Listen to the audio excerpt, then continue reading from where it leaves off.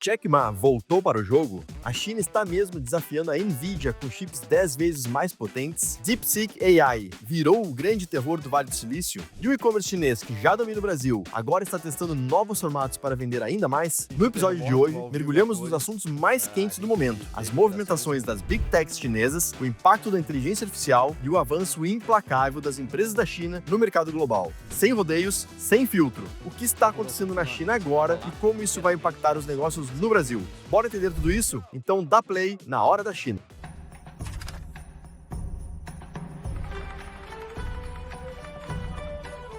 Olá pessoal, sejam todos muito bem-vindos a mais um episódio da Hora da China, esse programa que fala sobre inovação, tecnologia, modelos de negócios, tudo que acontece de mais relevante lá na China e que pode impactar a nós aqui no Brasil.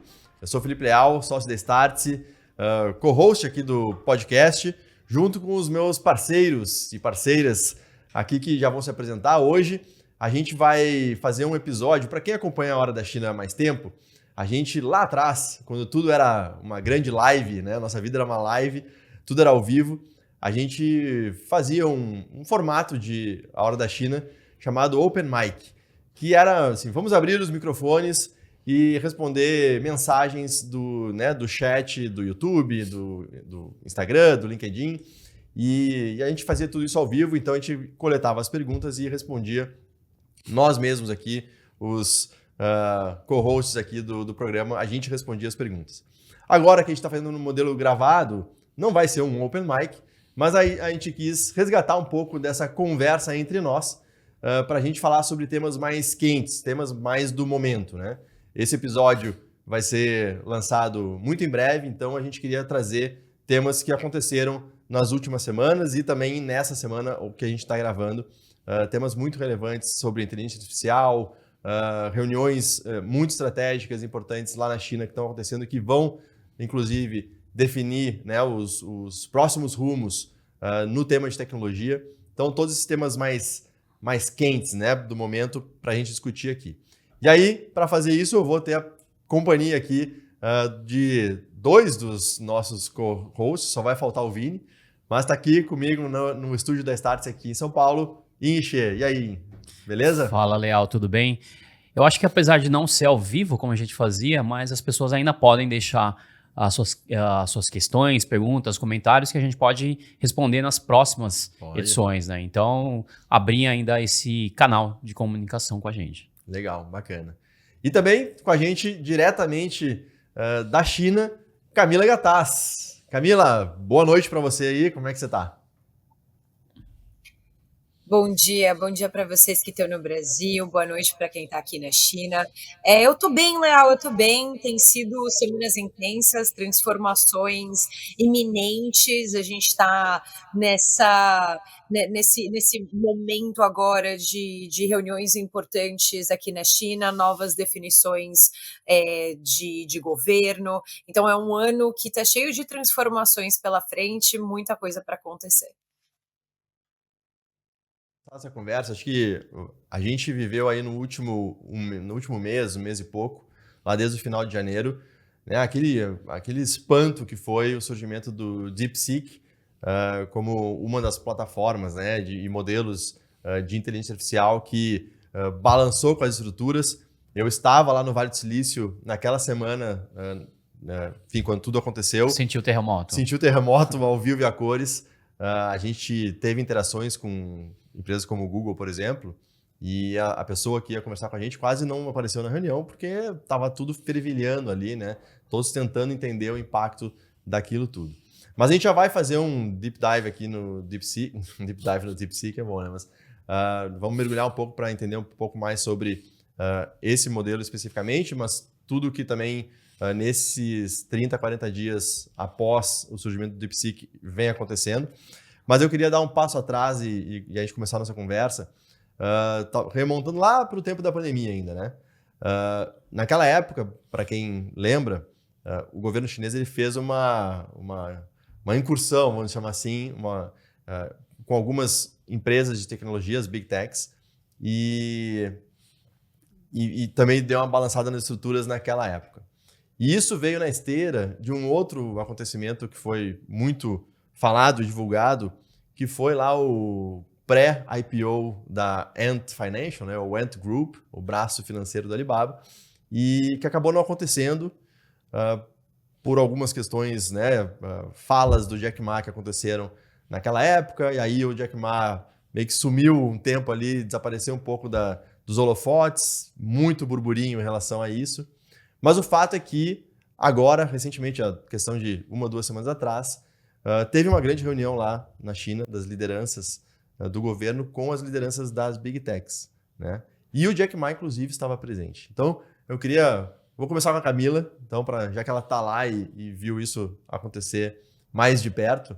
Camila, conta pra gente um pouco o que foi essa reunião, o que foi discutido, como que foi um pouco dessa dinâmica. Perfeito, Leal.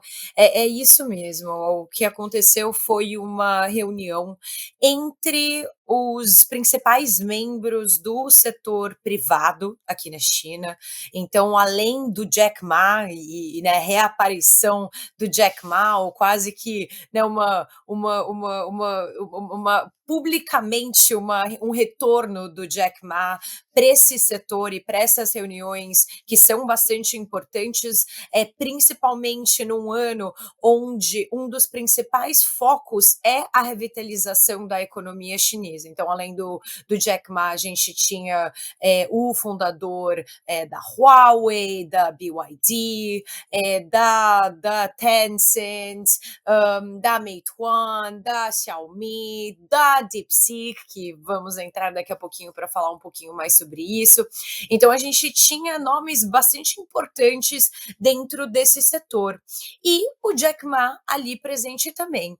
Essa reunião ela aconteceu faz aproximadamente 2 semanas, numa segunda-feira, no dia 17 agora. Então, a gente teve várias notícias e matérias que saíram sobre essa reunião, justamente porque existe um conflito até interno e uma falta de expressão e uma comunicação, uma clareza externa, ou seja, assim, da China para outros países, como é que essa informação chega nos outros países, sobre como é a relação entre o governo e as empresas privadas aqui. E é importante ressaltar que desde sempre a China ela tem uma política onde ela estimula empreendedorismo, ela estimula e protege os direitos legais das empresas privadas, tudo de acordo com a lei. Ao mesmo tempo, o Estado tem um papel altamente importante dentro tanto do regimento dessas leis e tem como principal objetivo regular esse ambiente tecnológico, esse ambiente de empreendedorismo e esse ambiente das empresas privadas. E isso é muito importante para a gente entender que, diante desse cenário de revitalização da economia, isso está sendo estimulado, as empresas continuam sendo estimuladas, mas o modelo de governança não muda. É importante lembrar também, Leal, que dentro desse cenário, a gente teve um crackdown das empresas de tecnologia que não estavam de acordo com a lei, ou seja, as empresas que por algum motivo, e aí foram diversos os motivos, por privacidade de usuário, Didi foi removido por um tempo, as empresas Alibaba, Tencent também tiveram que pagar, Meituan também tiveram que pagar um valor considerável de, entre aspas, né, violações ou mal utilizações do que tinha sido estabelecido dentro desse ambiente regulatório tecnológico. Então, ver o Jack Ma de volta dentro desse cenário, ele é bastante interessante. Eu acho que mais um espanto para o mercado externo do que para o mercado interno, porque a Alibaba, ele só tá, o Jack Ma, o fundador do Alibaba, ele estava, na verdade, num low profile, né? Ele não estava nos bastidores ou nas mídias, ele deixou de ser aquela cara do empreendedorismo e da tecnologia aqui na China, como ele vinha sendo ao longo desses últimos anos. O que é só para alinhar também o discurso, que é muito importante, é claro que a revitalização da economia é muito importante, mas fica bastante claro em todos os relatórios e na fala do próprio presidente Xi Jinping ao longo dessa reunião, que claro que existe uma intenção de enriquecer, né? Ou seja, um país economicamente precisa enriquecer, mas que a prosperidade comum segue sendo um dos principais termos dentro desse discurso. A China, como um país socialista com características chinesas, foram termos que foram escutados novamente durante essa reunião. Então, ou seja, a gente entende que políticas podem ser favoráveis para o estímulo dessas tecnologias. A gente tem visto a expansão dessas tecnologias e dessas empresas não só na China, mas também em regiões estratégicas para a China nesse momento, o Brasil sendo uma delas, o Oriente Médio sendo uma grande delas. Então, é mais ou menos isso que aconteceu nessas últimas semanas aqui dentro desse tema. E eu acho interessante, Léo, fazer um link com isso, com de repente do que está por vir, que é esse assunto de AI, o que o Alibaba tem a ver com isso. Boa, fala aí. Camila, eu acho que é interessante também a gente lembrar que uma reunião dessas, na verdade, é mais uma formalização ou uma comunicação para o mercado do que já foi decidido ou do que já foi alinhado, né? Na prática, a conversa já aconteceu e a gente não sabe há quanto tempo vem acontecendo. Acho que diferente do que aconteceu na semana passada, quando os nossos presidentes lá dos Estados Unidos e da Ucrânia tiveram uma discussão em público, né? Isso é uma coisa que normalmente não acontece. E quando, no ambiente diplomático, né? E quando a gente teve esse evento lá da China, não só quem estava lá, mas quem também estava ausente. Acho que é sempre muito simbólico, né? Quem não estava presente.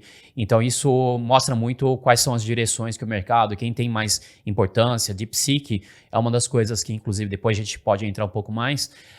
No mercado internacional ninguém discutia, mesmo na China não era um dos principais players, acho que você tem alguns que tinham muito mais destaque, eles também eram importantes, já eram importantes, mas não estavam inclusive entre os mais comentados.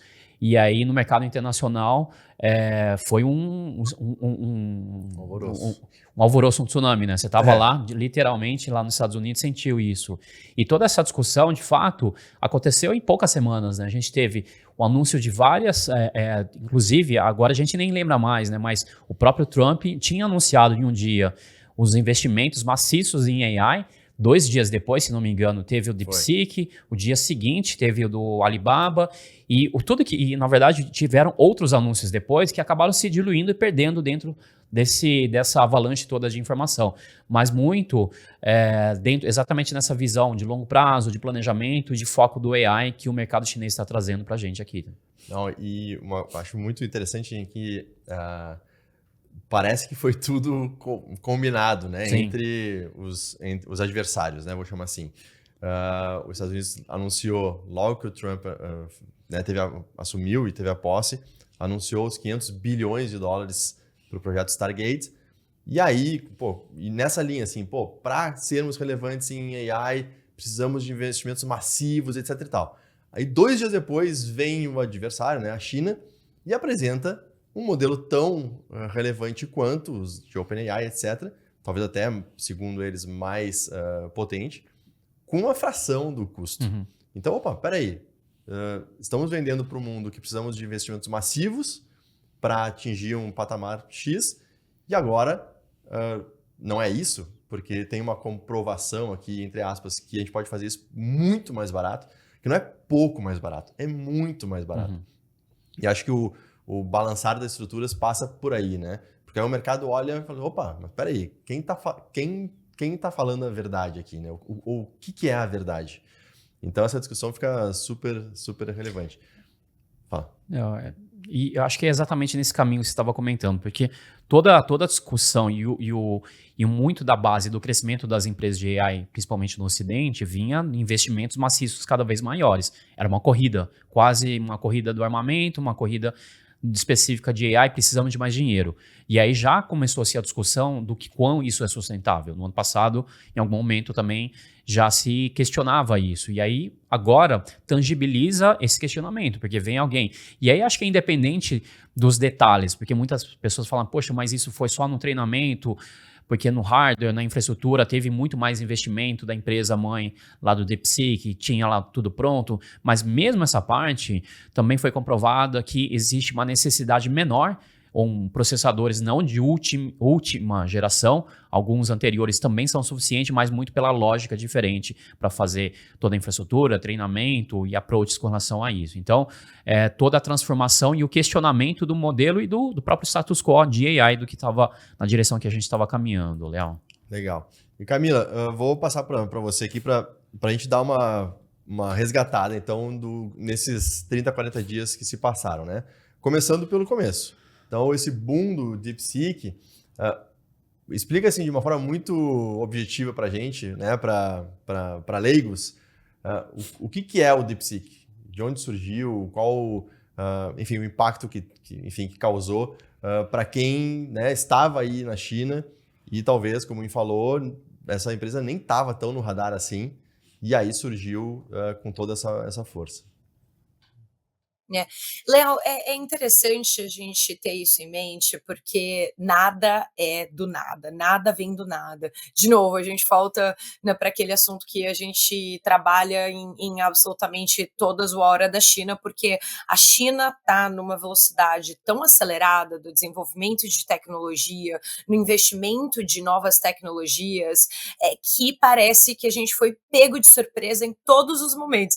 Por isso que eu digo, né, só um parênteses para o início, é muito cansativo morar na China, porque é muito difícil você acompanhar. Quando você virou esquina, tudo já se transformou. Quando você abriu o aplicativo, tudo já se transformou. Numa questão de semanas, os aplicativos, a maioria dos aplicativos de tecnologia que tem interação com o consumidor, eles já fizeram um update para incluir o DeepSeek dentro das ferramentas de busca, dentro dos toolbars, das utilidades. Ou seja, a gente vive numa transformação que é muito constante e muito acelerada.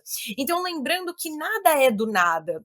Empresas que são relativamente recentes, elas também se apoiam no desenvolvimento de anos de pesquisa do que já aconteceu para conseguir desenvolver novos modelos.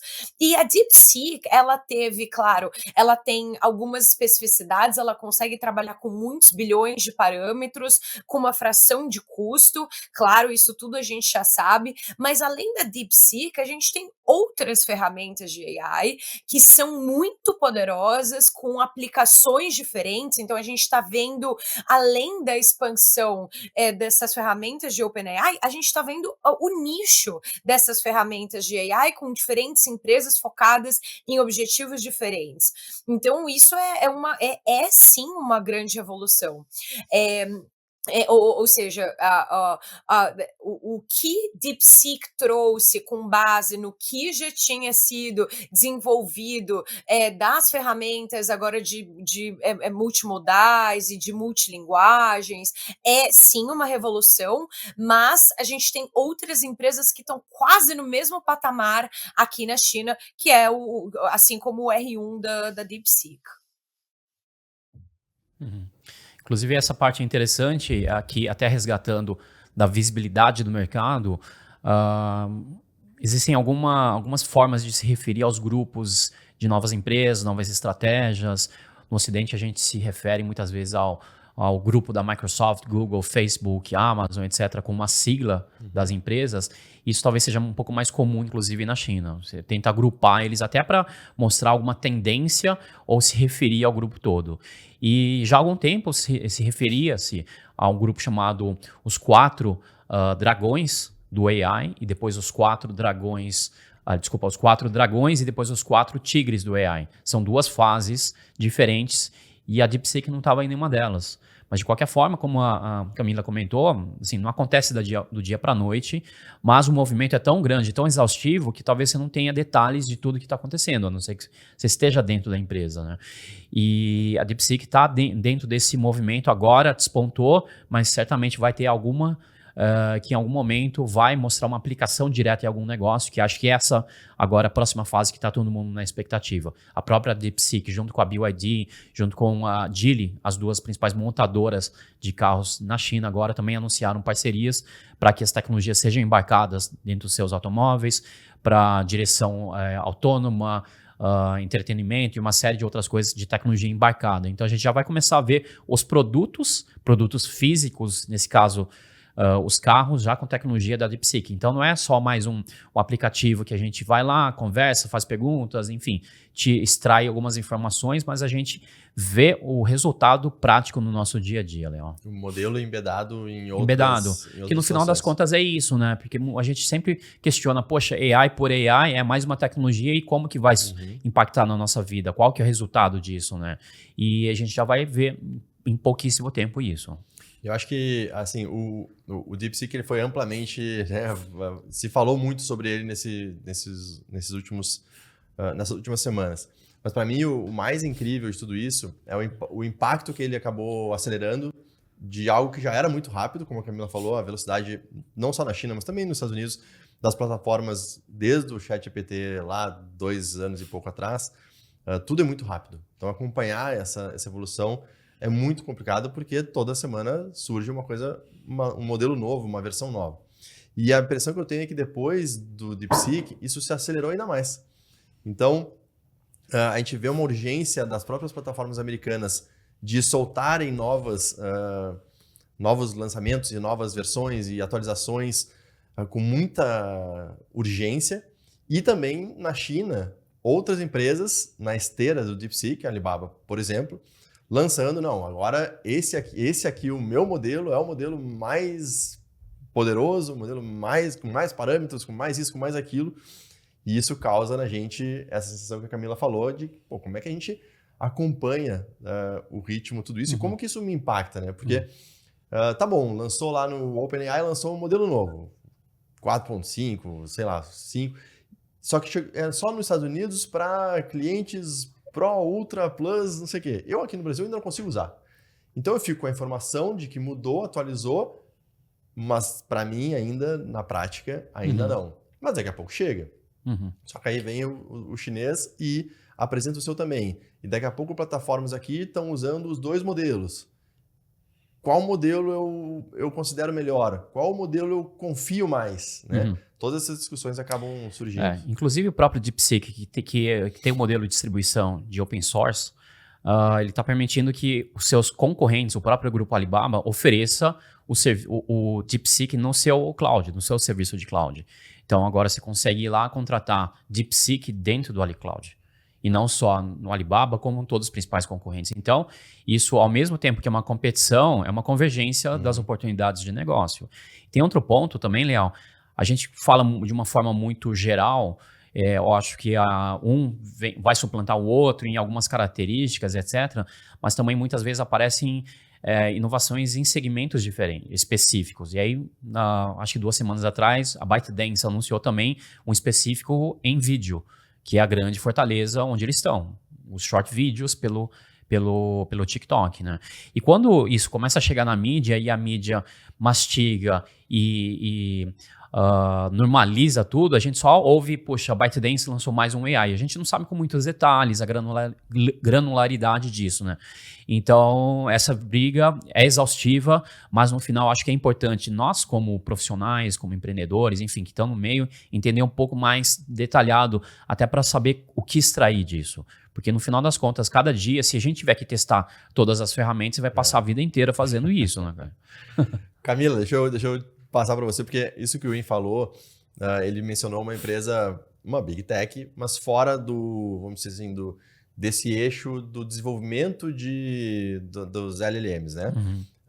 Que você mencionou a ByteDance, eu li também recentemente que a Kuaishou também lançou uma nova versão da AI aplicada para os vídeos curtos. Kling, e como é que na China você tem visto isso? Porque isso impacta uma série de coisas, não só para o usuário, mas também para o mercado, né? Então, o preço das ações dessas empresas acabam subindo, então tudo se movimenta a partir da velocidade desses lançamentos, né?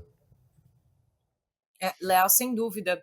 A principal notícia, né, que é uma notícia de agora, de hoje, são as ações do Alibaba Group, né, que estão listadas em Hong Kong, que subiram mais de 8%.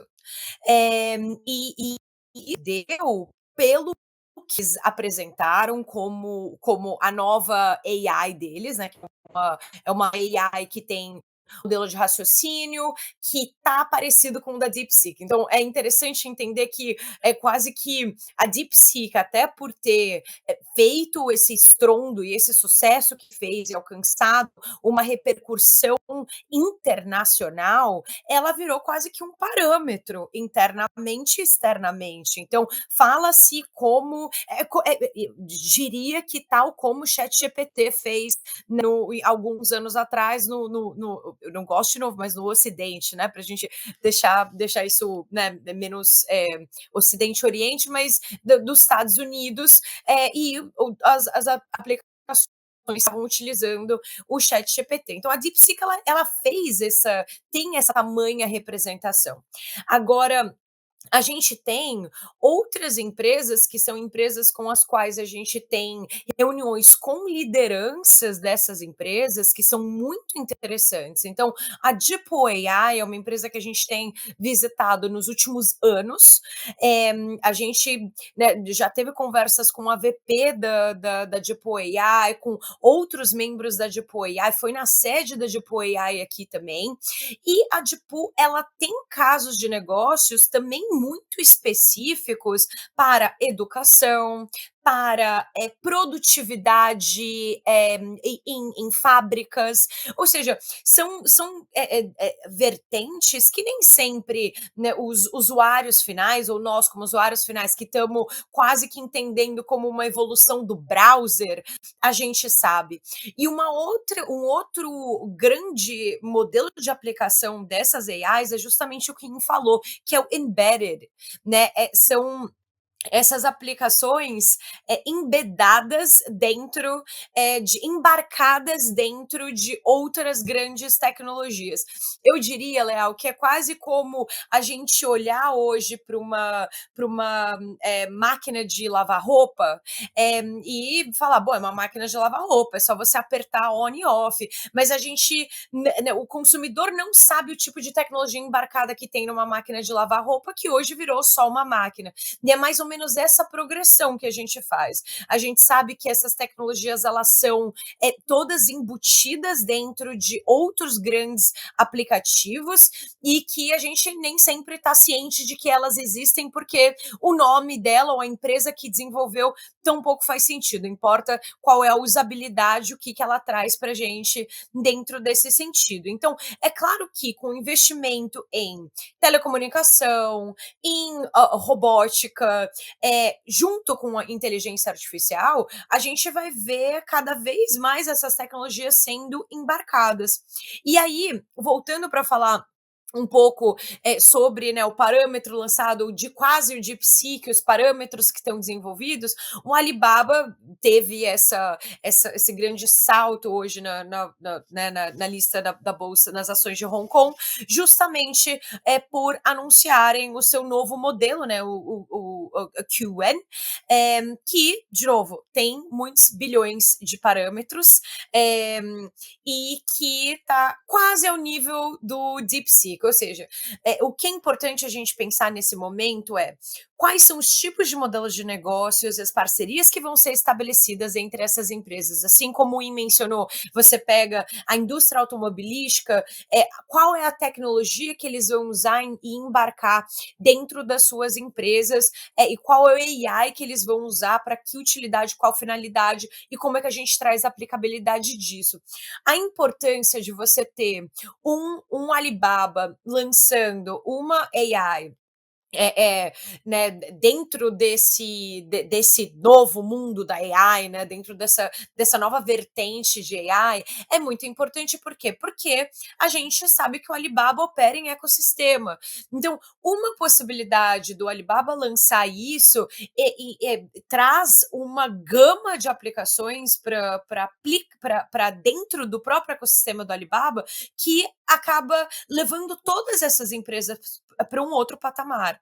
Então tá aí, assim, é uma questão de aplicabilidade. Então, só para deixar um exemplo prático, quando você pensa hoje num e-commerce, a gente já sabe do Taobao, né, que é o e-commerce do Alibaba, e a gente já sabe quais são os diferenciais do Taobao perante os outros concorrentes de mercado. Ok, isso já tá claro. Quando você faz um teste básico de usabilidade com o segundo melhor e-commerce do mundo, você já nota como é que os features do Alibaba dentro do Taobao, eles estão num outro nível de patamar. Agora, os algoritmos do Alibaba, eles são altamente desenvolvidos. Quando você embute uma AI com tais capacidades, com pelo menos 32 bilhões de parâmetros nesse momento, ou seja, num nível de desenvolvimento muito rápido, para onde a gente vai levar o Taobao dentro desse cenário? Né? Então, isso é muito importante da gente falar sobre a aplicação, porque senão fica tudo muito etéreo. E claro, Leal, o desenvolvimento do que aconteceu com o ChatGPT, sem dúvida, inspirou o que aconteceu aqui na China, e o que está acontecendo aqui na China, sem dúvida, vai respaldar no desenvolvimento da AI de outros países também.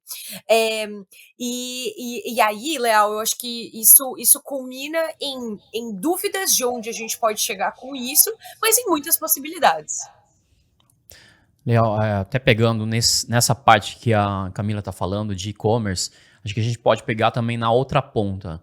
Então, de um lado, a gente sempre fala das plataformas, de como as grandes transformações podem acontecer. Mas imagina do outro lado, dos pequenos negócios, das empresas, quando elas entram e precisam dessa tecnologia de AI. Isso vem acontecendo bastante na China. Eu já vi gente usando essa ferramenta aqui no Brasil. Se você tem um pequeno e-commerce e tem algumas centenas, alguns milhares de itens de produtos que você está vendendo, você precisa de coisas básicas, como descrição, como fotos, como um conteúdo. E isso é uma coisa muito básica que as ferramentas já propiciam. Então, você escreveu Imagina a primeira vez que alguém pegou e teve que fazer uma descrição de um copo. Se fosse simplesmente o copo com as dimensões é uma coisa, mas se você quiser ter um texto mais vendedor, se você quer ter um texto um pouco melhor qualificado, você precisa de uma equipe para fazer. Eu lembro lá atrás, no início do e-commerce, o que a gente mais tinha em tamanho de equipe, primeiro era a parte logística, segundo era cadastro de produtos. Porque as pessoas ficavam lá o dia inteiro tentando descrever um produto que talvez o fabricante nem tivesse. O fabricante só coloca a foto no catálogo e no formato tradicional impresso, né? Então, essa é uma utilização prática muito simples, mas que dá escala, que dá performance muito fácil para quem é pequeno. Do outro lado, também do próprio Alibaba, que a Camila comentou, a gente teve também nesse meio tempo do aumento das ações deles, um dos gatilhos foi a parceria que eles fecharam com a Apple para integrar a tecnologia no iPhone na China, né? Então você tem uma série de restrições de uso, de disponibilidade de tecnologia que podem ser aplicadas ou lançadas no mercado chinês, e o Alibaba é o que foi escolhido pela Apple para embarcar dentro dos iPhones. E eu estava lembrando agora há pouco também quando a gente foi lançar a Xiaomi no Brasil.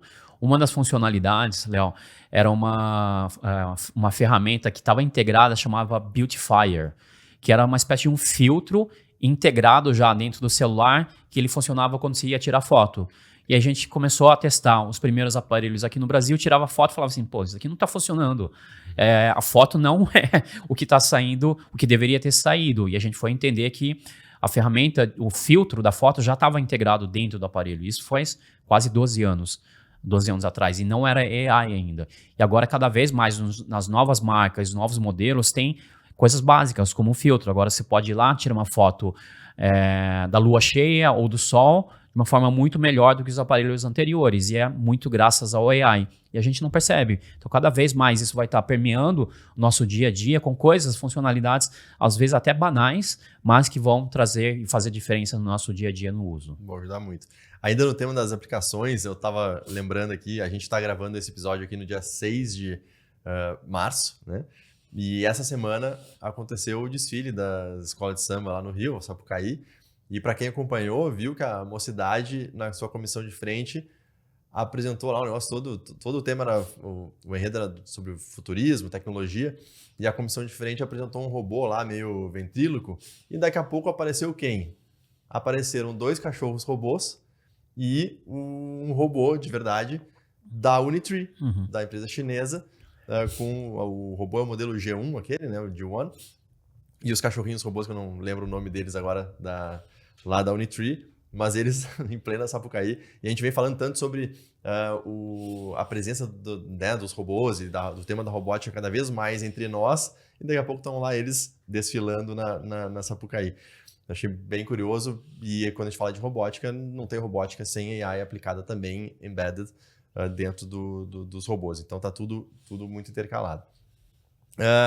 Também, já que a gente está falando aqui, eu vou puxar um outro assunto, mas que obviamente conversa com isso que a gente está falando, que também nessa semana aconteceu na China um encontro do partido que governa na China, que é um dos encontros mais importantes para definir as pautas e diretrizes também econômicas para o próximo ano e para os próximos anos. Esse encontro se chama Duas Sessões, né? E aí eu vou recorrer aqui à colinha que o pessoal da Embaixada da China aqui no Brasil... Eu já ia perguntar se você está vendo no Wikipedia, porque aí não vale, né? Eu estou olhando aqui na fonte. E o que são as duas sessões? Só é importante lembrar que está acontecendo. Está acontecendo. É literalmente. Não, agora que horas são? Acho que 4 e 5 de março, mas acho que tem desdobramentos também, né? Mas enfim, só para explicar rapidamente o que é a importância desse encontro, né? As duas sessões, eu vou puxar aqui pela cola, tá? São 2 grandes reuniões que envolvem a sessão anual da Assembleia Popular Nacional, que é o principal órgão legislativo do governo, e também a sessão anual da Conferência Consultiva Política do Povo Chinês. O nome é meio comprido, mas é talvez o órgão principal que organiza as ações políticas lá na China.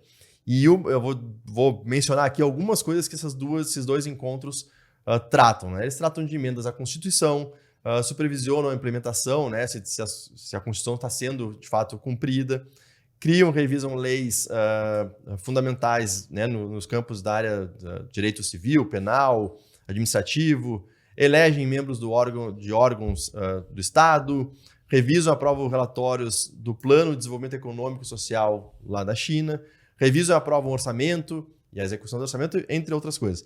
Então, são 2 sessões, 2 grandes reuniões, é um encontro muito importante.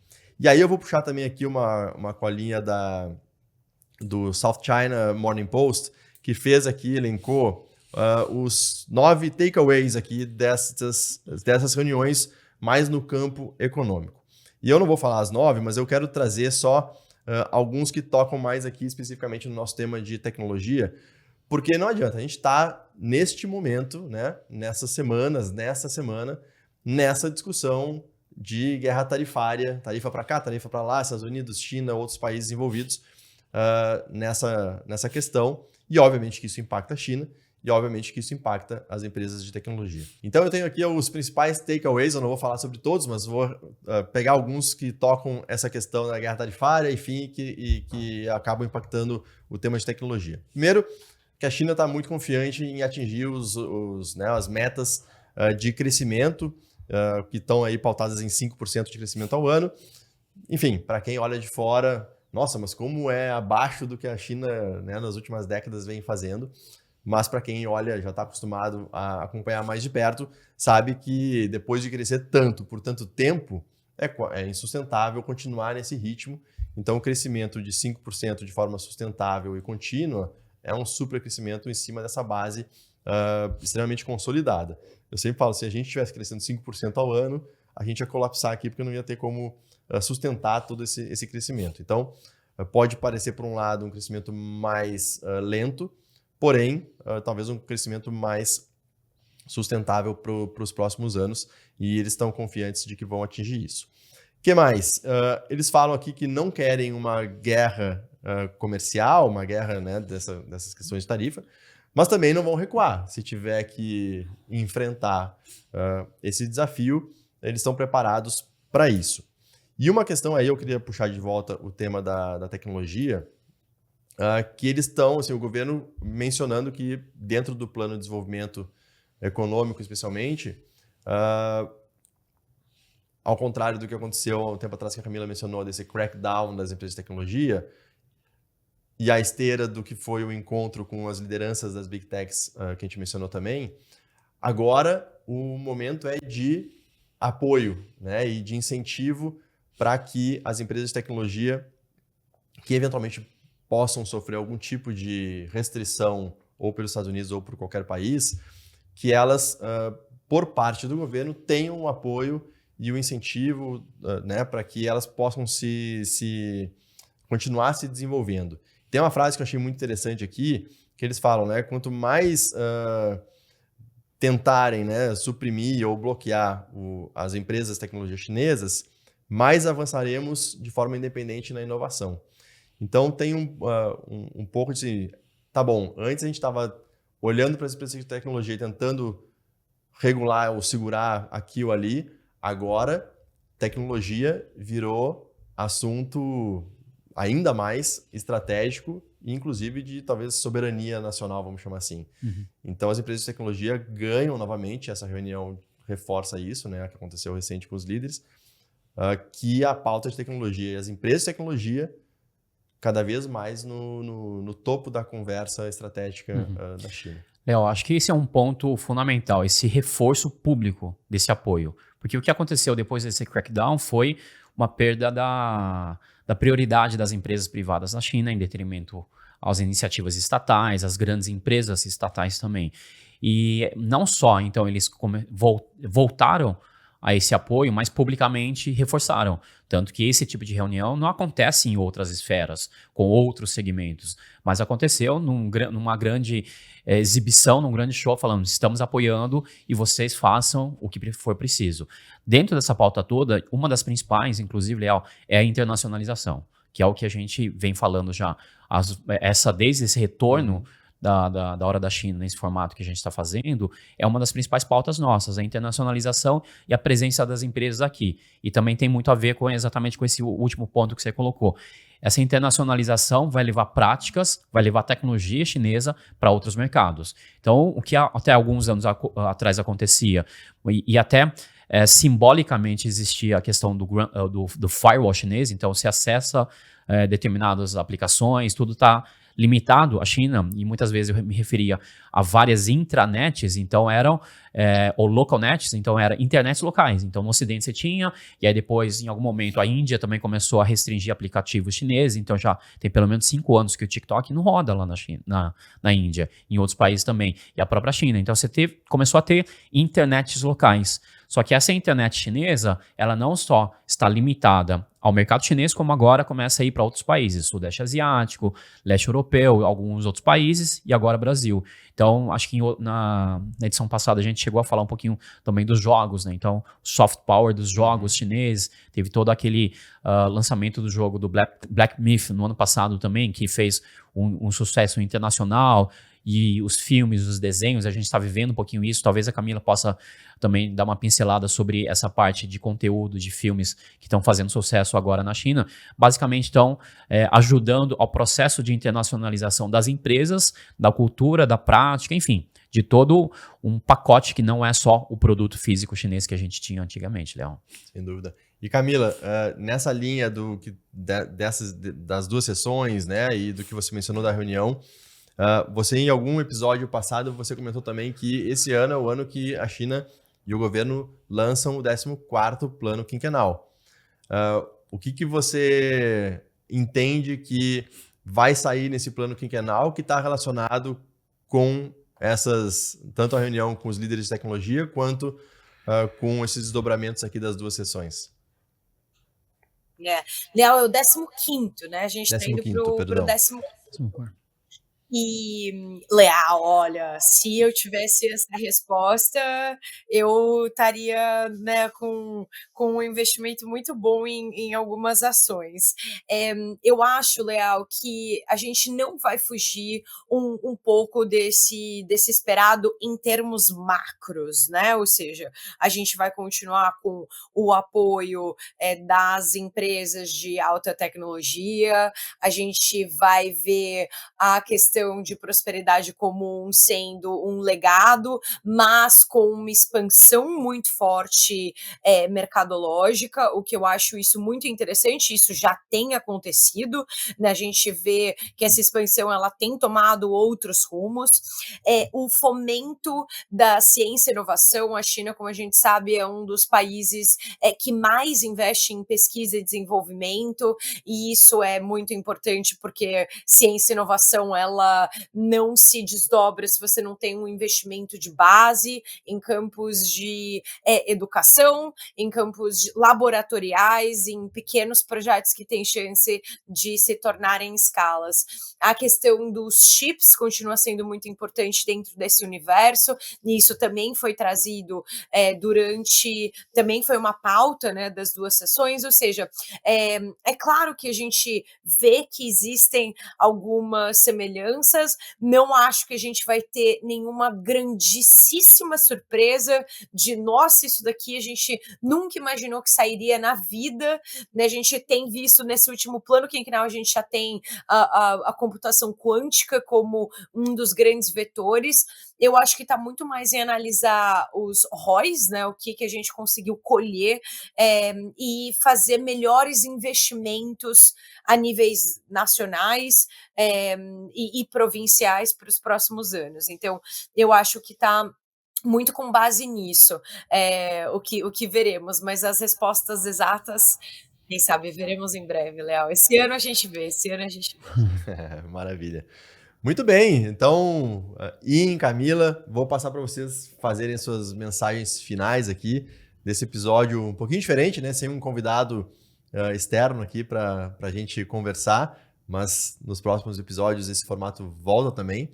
E a gente, neste bate-papo interno nosso aqui, em breve também com uma nova edição nesse formato. Mas, Ian, dá teu recado final aí para a turma. Acho que, de fato, é ficar bem conectado com o que está acontecendo, por mais que talvez seja distante da nossa realidade geográfica, física, agora a gente percebe o quanto as coisas estão acontecendo, impactando diretamente. Só o fato, quando uma empresa, uma startup chinesa, vai para o horário nobre na TV brasileira, você começa a perceber que já não é mais restrito aos nossos pequenos nichos, às nossas bolhas. Por mais que, eventualmente, a pessoa não vai usar, ela vai começar a se questionar. Ela começa a entender que o patamar de domínio já não é mais o mesmo. E a gente está vivendo exatamente no meio desse furacão. Essa semana depois de toda a história do Trump, e com a China também, e o próprio Xi Jinping e o governo chinês também se colocando de uma postura mais firme com relação aos eventualmente embargos, novos impostos, nos traz um panorama completamente diferente do que a gente teve no primeiro mandato do próprio Trump. Quando ele veio com os novos impostos, a China não estava preparada. Agora, pelo menos, eles sabem que tem alguma novidade acontecendo. Então, tudo isso, de certa forma, o primeiro mandato e o do Biden foram preparativos para eles poderem entender e preparar e montar a estrutura para o que está acontecendo agora. Por isso que eles podem responder de uma forma um pouco mais, ou muito mais rigorosa e forte tudo o que vier a acontecer. E a gente está no meio desse momento, não só em tecnologia, em economia, até em termos do nosso impacto no dia a dia como sociedade brasileira aqui. Então, é importante ficar conectado com tudo que está acontecendo, Léo. Perfeitamente. E você, Camila? Leal, a gente às vezes menospreza o que vem e a gente não dá valor para essas pequenas iniciativas. É muito curioso a gente entender que alguns meses atrás a DeepSeek era nada, né? A gente até podia falar a respeito, né? Até mesmo nas próprias delegações, nas imersões executivas ou nas reuniões, nas entrevistas que a gente dá. Eu lembro em maio do ano passado, dentro de uma entrevista sobre inteligência artificial, quando você mencionava nomes como a 01 AI ou a Deepu AI, parecia tudo tão distante, e até o momento que a mídia também se incorpora dessas novidades e faz com que isso pareça que seja uma grande novidade.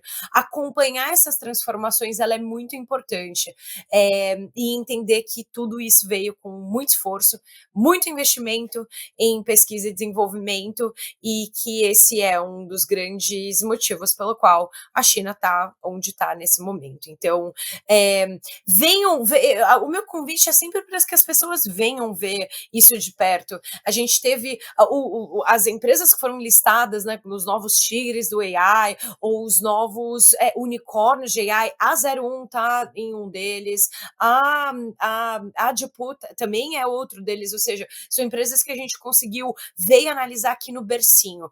É importante a gente, só para fechar, Léo, entender que o que a gente dita como tendência dentro do campo do futurismo é algo que está acontecendo agora numa pequena escala e que tem o potencial de se tornar algo maior. Então, identificar que isso está acontecendo aqui na China e ver que, de fato, elas se tornaram grandes tendências, grandes, uma capacidade de capilar, né, muito grande, é entender que a China está à frente também do desenvolvimento dessas tendências, né? Ela está lançando essas tendências. Então, olhar para cá agora é mais do que nunca inevitável. Léo, deixa eu só resgatar uma última parte.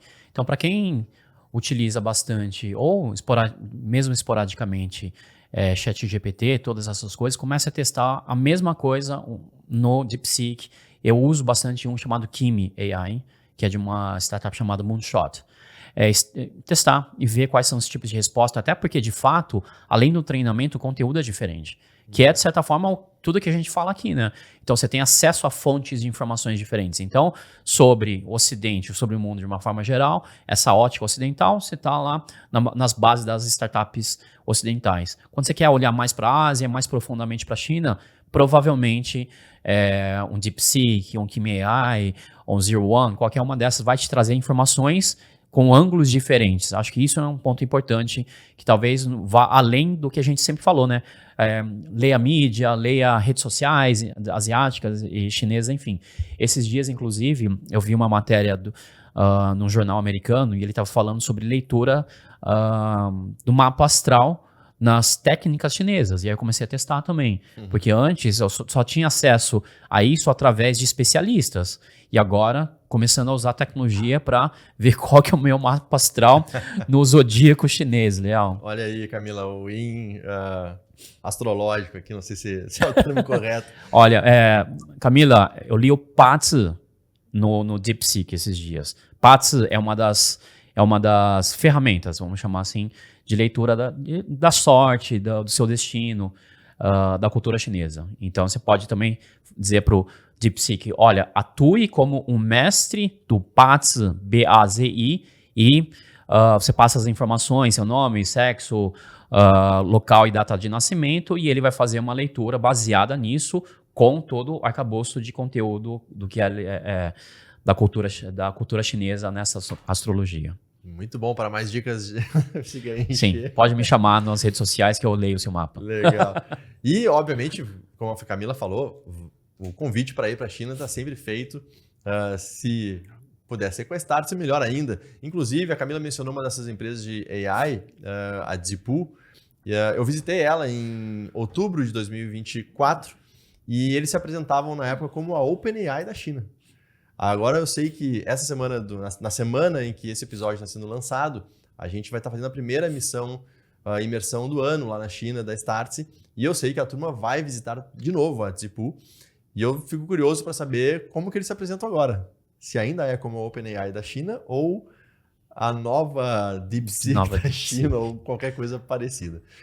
Mas é isso, pessoal. Espero que tenham gostado desse episódio. Uma conversa, né, sobre sistemas mais do momento, do que está acontecendo na China e tudo que impacta a China e como a China impacta o mundo. Fica o convite para vocês seguirem acompanhando a Hora da China, compartilharem esse conteúdo com o maior número de pessoas que vocês entenderem que seja interessante e relevante, acompanharem o que a gente traz aqui para vocês, tá bom? A gente se encontra no próximo episódio da Hora da China. Valeu, um abraço e até mais.